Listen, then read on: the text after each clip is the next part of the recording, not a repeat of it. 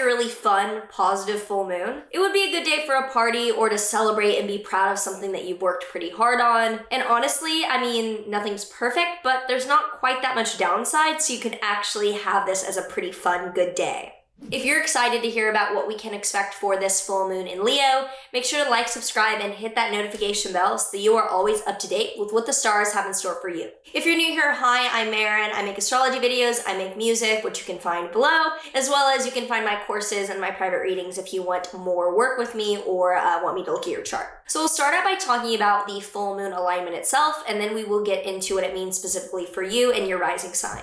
So this is a Leo full moon happening on January 25th, 2024 at 9:52 a.m. Pacific time. And this is happening in the first decan of Leo, with the sun in the first decan of Aquarius and the moon in the first decan of Leo, because full moons are always with the sun is opposite the moon, and each of them, the sun and the moon, is in the first third of their signs, which gives it a little bit of extra texture and meaning that will help us inform this. Because a full moon in Leo is already going to be dramatic, but not necessarily bad. A good day for just like all the really like extra energy. Just like Leo's very performative and fun, so this is not going to be low-key no matter what, but a full moon in Leo is going to exaggerate the just colorfulness of this day. And this is happening in the first part, which is actually ruled by Saturn.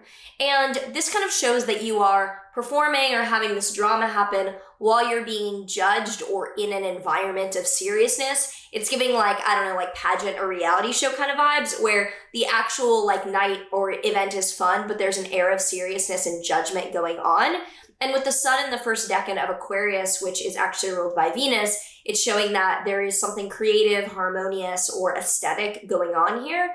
But generally this part of Aquarius, which is associated with the Five of Swords tarot card, shows leaving because you like didn't win, or deciding that you do not want to compete in something and you're going outward. So there is a little bit of this energy of like, I don't really care anymore. I don't care about fighting these people or competing with these people. I just want to have fun. I'm leaving the game. So it shows like an enjoyment of leaving the game. You're like, I don't really give a fuck anymore. I'm just gonna have fun and not specifically care too much and just do my thing and be fine to just like enjoy the night. It's fairly straightforward with that. Like the sun is loosely conjunct Pluto, but it's not close enough to where I'm really concerned about it.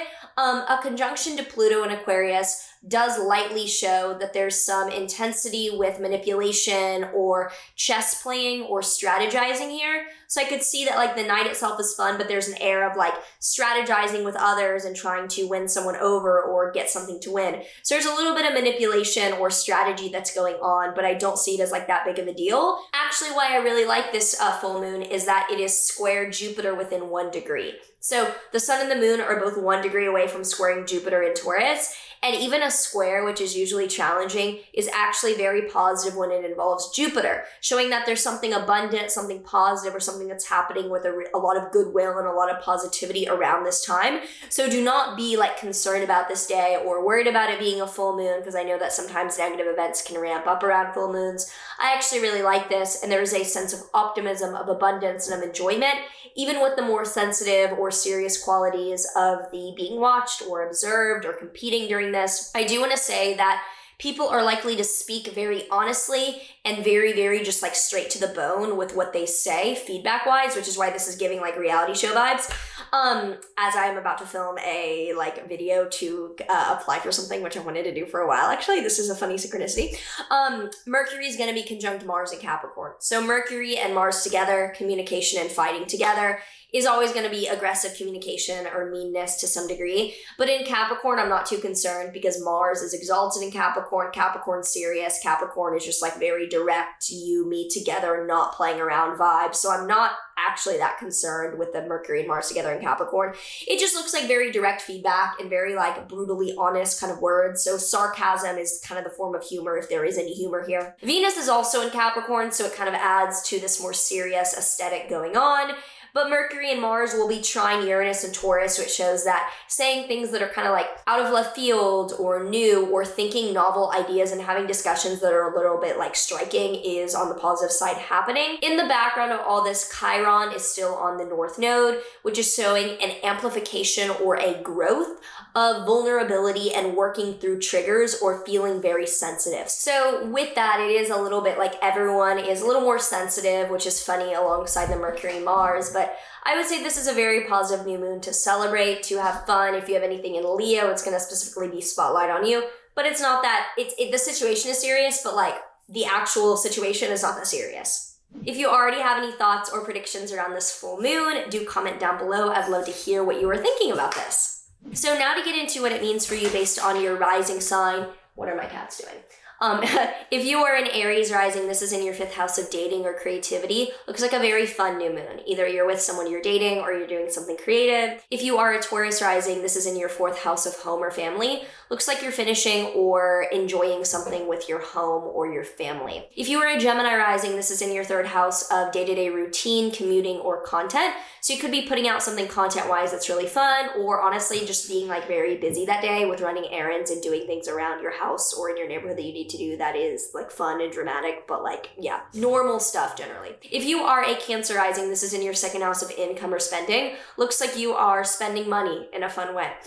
If you're a Leo rising, this is all about you. This is spotlight on you. You are like getting dressed up, throwing a party, doing something that is specifically about you, and you're having a really good time, and it's about you. If you're a Virgo rising, this is in your 12th house of mental health or spirituality. You are either having a breakthrough around addictions, difficulties, mental health things that is like kind of exciting, or you are having something spiritually like come to you in a dream. If you are a Libra rising, this is in your 11th house of networking and community. You're probably just having a big party and celebrating with a group of people that you're like connected to in a large social way. If you are a Scorpio rising, this is in your 10th house of career. So you're probably either finishing something or being celebrated at work. If you are a Sag rising, this is in your 9th house of foreign travel or higher education. You could be like graduating or finishing a degree or a form of study. You could also be going on a big trip and celebrating that. If you're a Capricorn rising, this is in our 8th house of shared finances and investments. You're probably selling off or getting rid of something that you owe or that you own in order to like end that financial chapter. If you are an Aquarius rising, this is in your 7th house of committed relationships and partnerships, which does show that you could be either having a big night or letting go of something that is a committed relationship, but it doesn't necessarily have to be a breakup. It could be like a contract's ending. And then if you're a Pisces rising, this is in your 6th house of physical health or coworkers. So you could be working out a lot, and that's a big part of today, or something is finishing with people that are working for you.